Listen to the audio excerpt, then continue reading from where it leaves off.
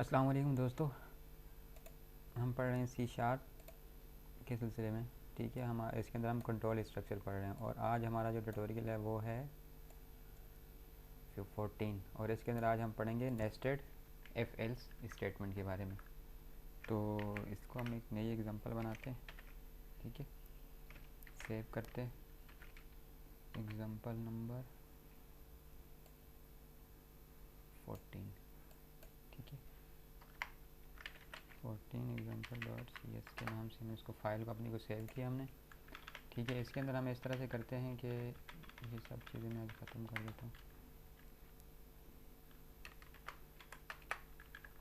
इसके अंदर हम बनाते हैं तीन जो है ना इंटीजर बनाते हैं, ए बी सी। ठीक है, A is equal to 20, B is equal to 30 और सी इज़ इक्वल टू 10। अब मैं चाह रहा हूँ कि जो इनमें सबसे बड़ा नंबर है ना वो प्रिंट हो। हमने बारी बारी सबको कंपेयर करना है कि सबसे बड़ा इसमें से कौन सा है, उसको जो है ना कंपेयर करे सिस्टम हमारा नेस्टेड लूप की मदद से। ठीक है, सॉरी नेस्टेड एफ एल्स की स्टेटमेंट की मदद से हम। ठीक है, लूप पे अब जल्दी चला गया। अच्छा, तो इसमें हम देखते हैं if A greater than B है। अगर ए ग्रेटर देन बी है और if A if A greater than C भी है। ठीक है, तो यहाँ पे आउटपुट दो console dot write line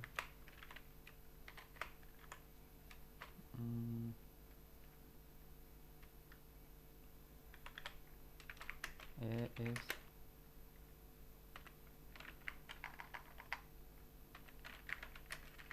greater than all. ठीक है, else A is greater than all. ठीक है, तो यहाँ इसका ये प्रिंट दो। ठीक है, तो यहाँ पे लिखते हैं हम जो है ना ए इज़ ग्रेटर देन, हम लिखते हैं, हम इसको यूँ लिखते हैं सबसे बड़ी वैल्यू जो है ना हाईएस्ट वैल्यू इज़ प्लस कैंकेटिनेशन के लिए यहाँ पे हम लोग लगा देते हैं ए। हाईएस्ट वैल्यू जो है वो ए की है। अच्छा, तो अब जो है ना इफ़ ये हमारा ये कंप्लीट हो गया है। अगर ये हो जाता है तो ये करो, वरना इसके अंदर हम एक और एल्स लगा देते हैं। एल्स हमें चाहिए जो सबसे बड़ी वैल्यू है उसको प्रिंट करवाना हम चाह रहे हैं। तो एल्स लिखेंगे हाईएस्ट वैल्यू इज़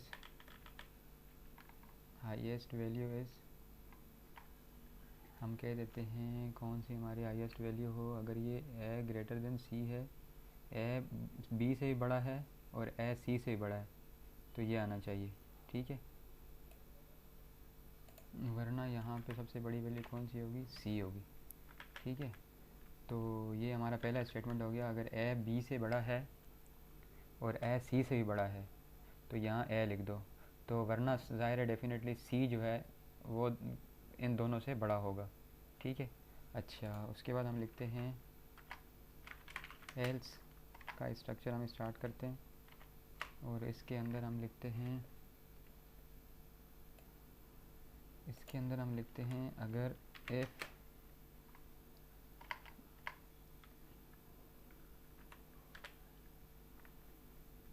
इसके अंदर हम लोग कर रहे हैं मल्टी स्ट्रक्चर्स, इसके अंदर हम लोग एक और एफ लगाएंगे। एफ अब जो है ना बी ग्रेटर देन सी है तो यहाँ पे हमें प्रिंट दो कौन सा, हाईएस्ट वैल्यू इज़ बी, वरना यहाँ पे भी क्या होगा, एल्स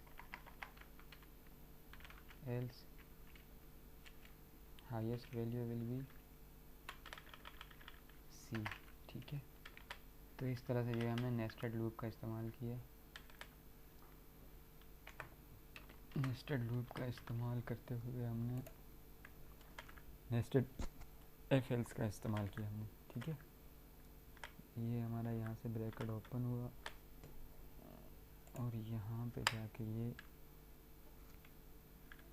मेन हमारा ब्रैकेट है और ये ब्रैकेट हमारा यहाँ पे जाके क्लोज हो रहा है, ठीक है।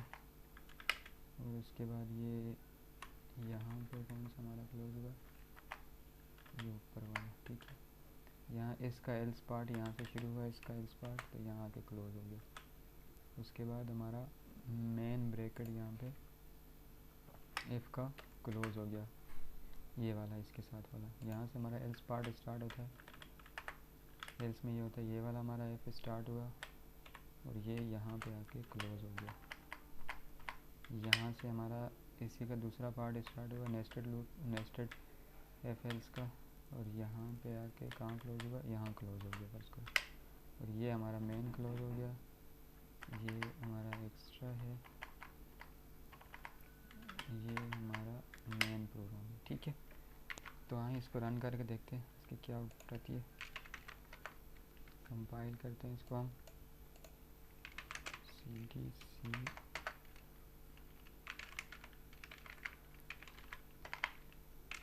एग्जाम्पल csc, हमारी एग्जाम्पल कौन सी है, एग्जाम्पल नंबर है 14, ठीक है।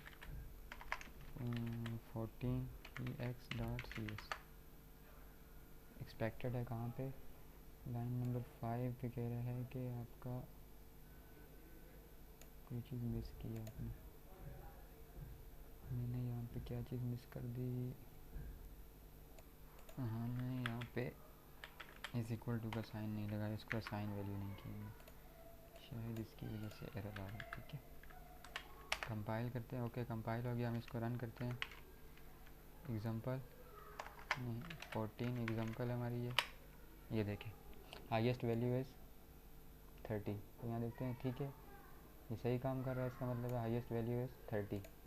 तो यानी कि बी जो है ना हाईएस्ट वैल्यू है। अब फर्स्ट अगर इसको हम ज़्यादा कर देते हैं तो हमारी क्या आनी चाहिए, ए की वैल्यू हाईएस्ट आनी चाहिए,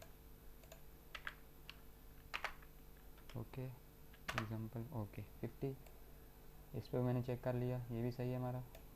अब इसको हम सबसे हाईएस्ट कर देते हैं, तो ये इसका रिज़ल्ट सी को देना चाहिए इसको, ठीक है। कंपाइल किया, रन किया, हाईएस्ट वैल्यू है 60, ओके। तो इस तरह से जो है ना नेस्टेड लूप का, नेस्टेड एफ एल्स स्टेटमेंट का हम जो है ना इस्तेमाल करते हैं, सही है। एक स्टेटमेंट के अंदर दूसरा स्टेटमेंट, पहले ये स्टेटमेंट इसने कंपेयर किया इसको ए को बी के साथ। इस तरह जो आप इसको पूरे को पढ़ें, ठीक है, उसकी प्रैक्टिस करें और इसको आप अपने किसी एग्जांपल में इस्तेमाल करने की कोशिश करें ताकि आपको क्लियर हो जाए। अगर फिर भी अगर आपको कोई कन्फ्यूजन हो तो आप मुझसे पूछ सकते हैं, ठीक है। तो अगले लेक्चर तक के लिए खुदा हाफिज़।